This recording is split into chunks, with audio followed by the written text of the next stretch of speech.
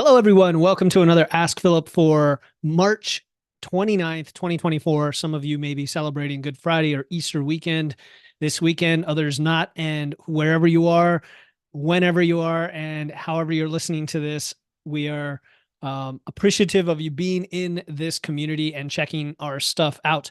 So the purpose of this Ask Philip, whether you're new or not, is to answer specific questions from members of the community to help you out. It's kind of like a free coaching call every week. You get the opportunity to get your question answered. It is more specific than a podcast Q&A, although I often get questions that are a little bit higher level than that would be appropriate for the podcast. So we have, I'll say one question today from Veronica, who's always very active and engaged in this. So I really appreciate it. Which is actually multiple questions related to protein, but I think they're great questions. And in context, they all kind of fit together really well.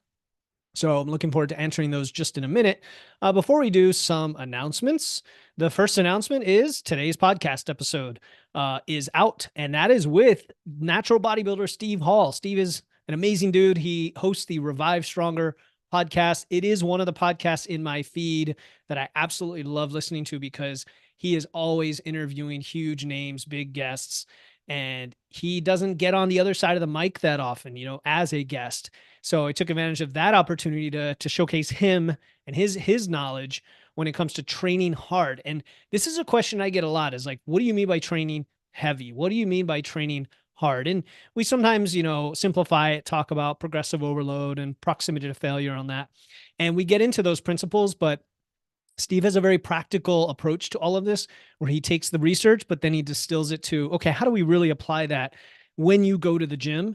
And I tried to ask him a bunch of questions related to what would you guys want me to ask, especially if you're more on beginner or intermediate side, but then even if you're an advanced lifter, how can you take that to the next level? So Jeff, definitely check out that podcast and share it with other people, tag me on social media if you share a story or something like that.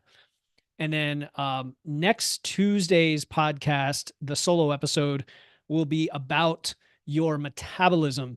I think the title is going to be Why Eat Less, Move More is Terrible Advice for Your Metabolism, because I'm talking about how all the complexities of metabolic rate, how many calories you burn, dieting versus moving, and how it all interplays so that you can identify the trouble spots for you that you might want to address and make it easier to lose fat, make it easier to build muscle. That's really what we're going after here, is not, making it harder on ourselves and cutting and being disciplined and having all this willpower and making ourselves suffer, but rather how do we get through some of these plateaus and make them easier?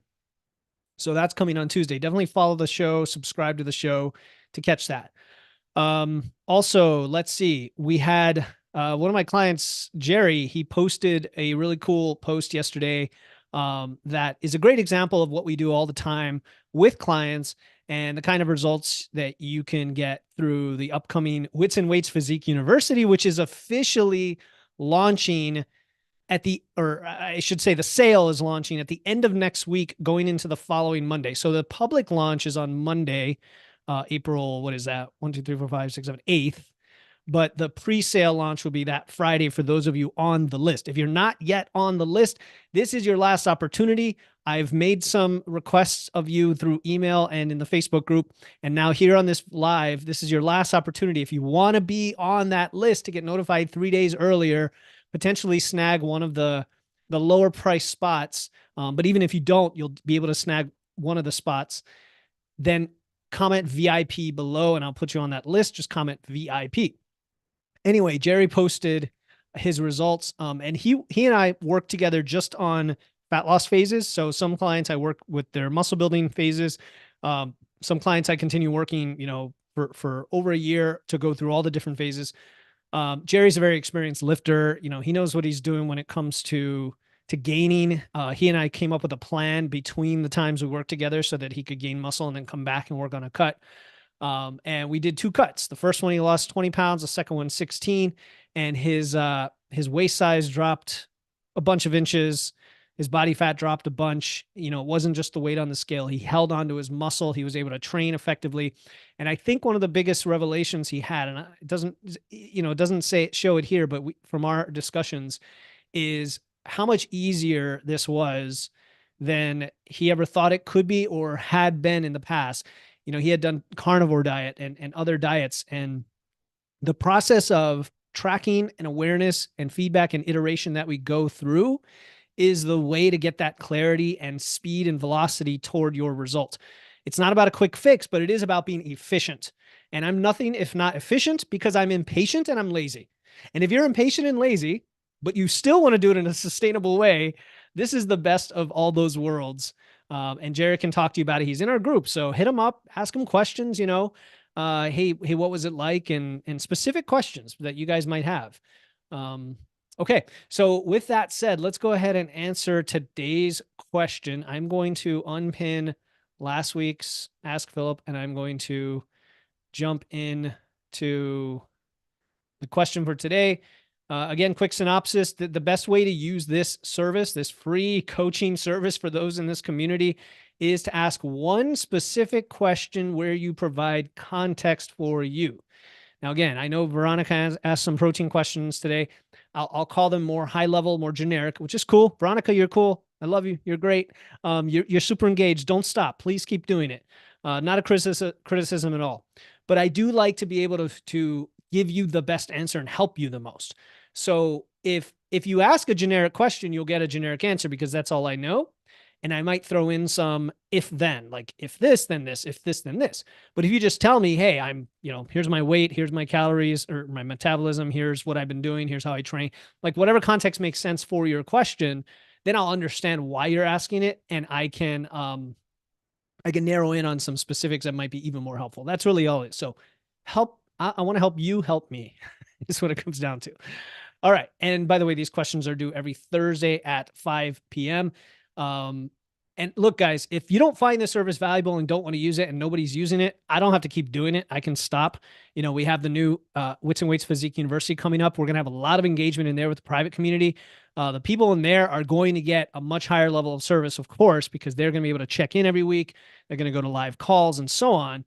But I still love to provide this for folks so that if you're not sure if that's right for you or you just need a little bit more information, I want to give you that information. I don't want to hold that behind some sort of paywall. That's not what my coaching services are for. They're not paywalls for information. They are places to get more help customizing, optimizing, and implementing that information for you, and taking it to that next level. That's what they're for.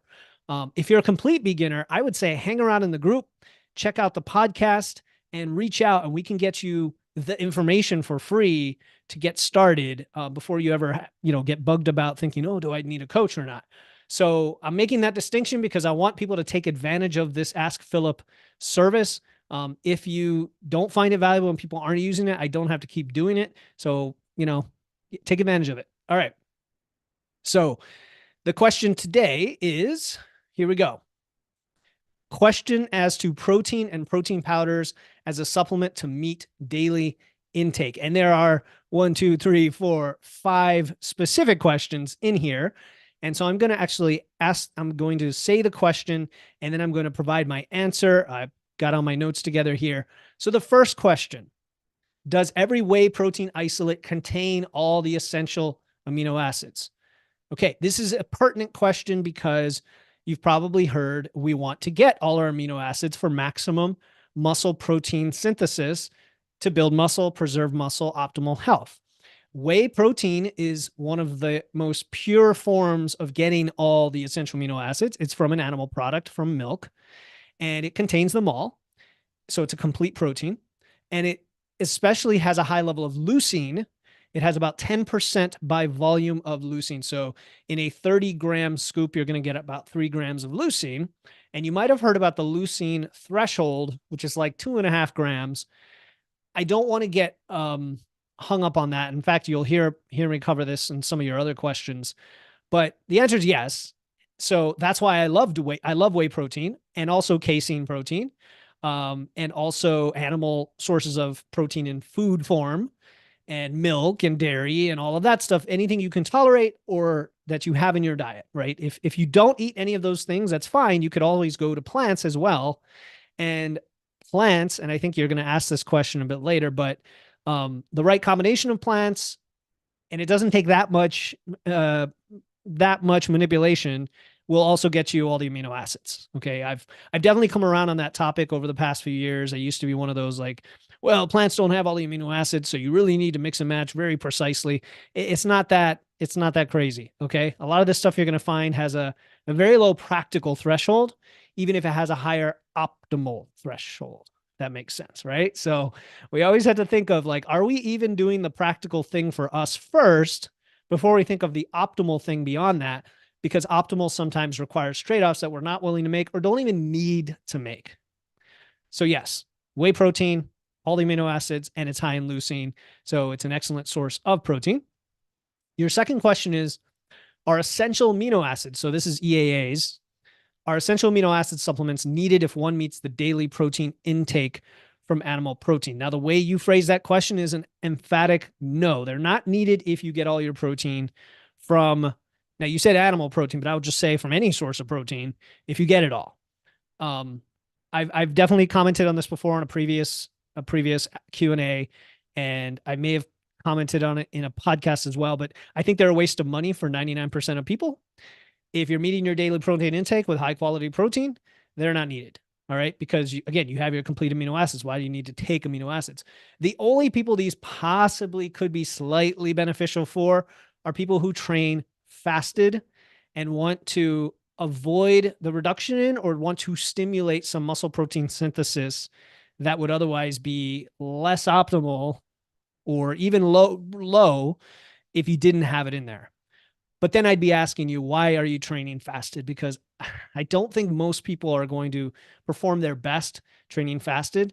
And out of the 10 reasons people give me for doing it, 9 can be quickly, I don't want to say shot down, but 8 or 9 can probably be reframed, and you realize that they're not a direct reason to train fasted. But maybe 1 or 2 reasons remain, having to do with how you feel and your schedule. And maybe you're taking a medication that requires you to, wait before you eat. And so you end up, working out quickly after you wake up or something like that. And even then I would say there are ways around it to get some protein from food or some whey protein or whatever in your system as you're starting to work out, and you don't need EAAs. So that's my thought on that. Your next question is, would plant protein have the same effect? All right, let's just lay it out there. Plant protein can be just as effective as animal protein for building muscle, for maintaining muscle during fat loss, especially if your diet is full of diversity, right? And I don't think it takes, as I mentioned earlier, I don't think it takes a severe level of engineering to figure out the right combination of plants. If you have diversity, you're going to be fine. I think some plant proteins even have complete proteins like quinoa, soy. But again, you don't have to do it that way. Just enjoy a bunch of different grains, a bunch of different plants, different vegetables, different fruits. Well, most fruits aren't going to have protein, but legumes, soy-derived products, if you enjoy those, so many. So the answer is yes, it can be just as effective.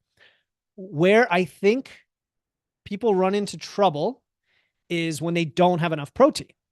So a lot of vegans and some vegetarians, although many vegetarians will eat eggs or they'll eat dairy, and that helps offset it a bit. Vegans, that's a tough place to be, and does take a little bit of thought and preparation. But just like anything we do takes a little bit of thought and preparation, meaning even if you're an omnivore, I want you to be constructing your own, routine meal plan early on as we go through that metabolic conditioning and that pre-diet maintenance phase, and figuring out what works for you. How do you get enough protein? How do you get enough carbs? You still have to think about it and plan for it and have a roadmap. So vegans, it's just a different way to do that. And so when you look at the evidence, anytime you see that vegans underperform when it comes to muscle building, it's simply because they don't get enough protein. And if they do get enough protein, that difference goes away. So I'm all for plant-based diets if that's what you want. I'm not plant-based. I'm an omnivore. I know some people are plant-based for health reasons, which I feel is more of a dubious reason than for ethical reasons. Meaning, if you're doing it for ethical reasons, there's no argument against that, because that's your values, right? You can't argue against that. If you're doing it for quote unquote health reasons, I'd want to understand why. And I'm going off on a tangent here because I think it's important. A lot of people think, oh, I don't eat meat for health. I want to understand where you're going with that, because if it's because of studies that say red meat's bad for you, we have to look at, okay, is that actually processed red meats that are found in people who have unhealthy lifestyles in general, and they're confounded with that variable, right? Or, the different sources of oils or the different dairies or the saturated fats. Like there's so many things we can tease out. I think a plant-based diet or an omnivorous diet can be healthy. And if it's for moral or value reasons, that actually makes the most sense to me. But if you want to argue the point that a plant-based diet is quote unquote healthier just on its face, I'd love to have that discussion. And I'm not saying that I won't definitely see reason in that if the evidence supports some of it. Okay. The next one is, would it matter or would it be better if I take most of my protein in my breakfast and dinner and not so much at lunch? Okay. So this is a great question, Veronica, because here's what I'm going to ask you to do. Anytime you have a question like this, the first question I want you to ask yourself back is, what's the most practical thing for me? Like what fits within my lifestyle the best that I'm not forcing? Then I want you to ask, is that approach good enough to meet my goals? And the reason I did it that way is because when you ask me a question, it's better to take it in breakfast and dinner and not so high at lunch. Are you eating a lot at lunch and worried that that is hurting your gains? Because let's say it's all concentrated at lunch and dinner and not so much at breakfast. And now you're like, oh, but maybe I should, spread it out more. And you're worried that that's going to be more difficult or whatever. So I want to tease apart those things. These lifestyle and practical factors are actually important and relevant, in my opinion. And they're the foundation of everything I believe in here when I work with clients, because the journey I went through required a lot of cognitive dissonance, meaning things in my brain didn't compute. And I'd go on a diet and say, this doesn't feel right, but I'm doing it because I think I have to do it. So same thing. If you don't feel right about something, do you need to do it? Do you need to make that trade-off? Now, sometimes we do. Like if you just tell me I almost eat no protein right now, and you're telling me I have to eat a lot of protein. Oh, that's so hard. Then I'm going to say, you know what? Suck it up. Or my wife would say, suck it up, buttercup.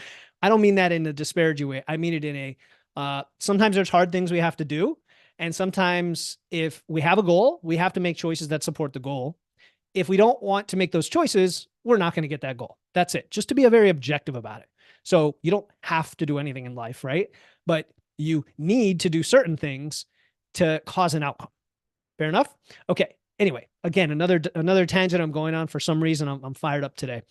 It's probably because I'm on my second cup of coffee and I had a pre-workout with caffeine today, probably hitting that limit of milligrams of caffeine, but I make no apologies for it. So your question, here's the thing. When it comes to protein distribution, number one, are you getting total daily intake? That is the most crucial thing. So if you're getting that, Veronica, I'm happy to answer your question. If you're not getting it, I'm not going to answer your question. Now, I'm going to answer it for everyone now, but you get what I'm saying. So if you get your total protein, I don't care if it's in one meal, get to that total protein in some practical way that works for you. Then you can say, okay, can I optimize it further? Sure. We think that eating 2 or 3 times a day instead of one is a decent bump in optimality when it comes to muscle protein synthesis, because you are spiking it more often, you're passing that leucine threshold more often. And maybe that means that as your body turns energy and amino acids into muscle tissue, it's going to take more of that and put it into muscle instead of fat storage, assuming you're not in a diet right now. That's what we're talking about. And you might over time, over like a 6-month building phase, maybe you'll have a 1.1 to 0.9 ratio of muscle to fat instead of just a 1-to-1 ratio of muscle to fat. Like that's the kind of difference it makes. That's why we call it optimal, and why it's not the thing you should be focusing on until you've covered the practical. Okay. So number one, get your total daily intake. Number two, sure, spread it out to at least 2 or 3 meals. I used to say 4 or 5. You don't have to do that. That gives you a point of diminishing returns above the 3, but that's a practical thing. So, and what do I mean by that? If you're at maintenance or you're building, you probably want to eat 4 or 5 times a day anyway, just so you're not stuffed in any given meal, so that you don't feel hungry between long stretches, so that you have a decent amount of energy throughout the day. And just practically, it tends to work out that way for most people's schedules. Excuse me. I feel like I'm about to sneeze here. So, but whether it's breakfast, lunch, dinner, whatever, it almost doesn't matter. If you're going to have protein 2 or 3 times, I mean, it kind of just practically makes sense that they're going to be a few hours apart, because I doubt, when we say 2 times, we don't mean I'm going to eat lunch at 12 and I'm going to have a big snack at 12:30. It doesn't work that way, right? So I think I answered your question in that it doesn't matter. It doesn't matter. If you eat protein in most snacks or meals, you should be fine. And it helps with things like satiety and the practical nature of it all. So there you go. Last question. What happens in the body if I go above the target protein intake? This is another great question. And by the way, yes, I get these questions all the time. Yes, I've probably answered them 5 times on the podcast. And yes, keep asking them, because for some reason no, not for some reason. Not everybody has received the information. They've received lots of misinformation. And I'm happy that you asked these questions. And it also lets me see and observe that those answers aren't so clear still. And we need to keep doing a better job communicating them. So I'm happy that you answer them, because that gives more opportunities for people to hear the answers. Okay.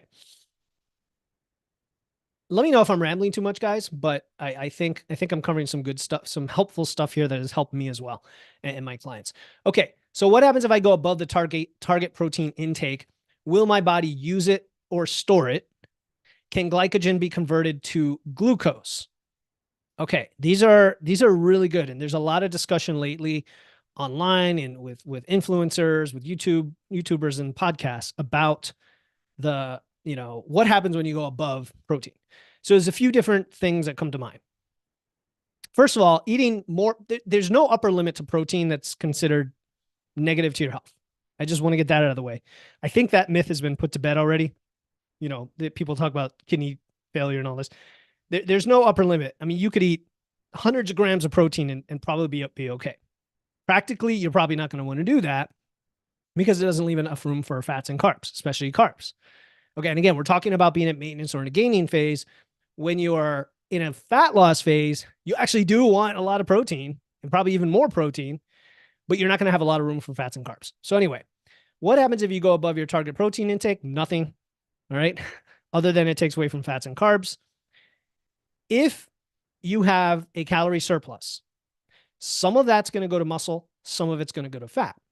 So let's say your macros are 180 grams of protein, right? I'm just saying that because that's what mine are typically. And I'm in a gaining phase, right? I'm eating like 3,000 something calories. Again, this is for me as a male. Yours might be 1,000 calories less. Doesn't matter. It's the principle that matters. And my target's 180 grams of protein, leaving me, say, I don't know, 100 grams of fat and let's say 300 grams of carbs, just to use round numbers. If I eat 400 grams of protein, I will simply have, less fat and less carbs if I want to stay at the same calories.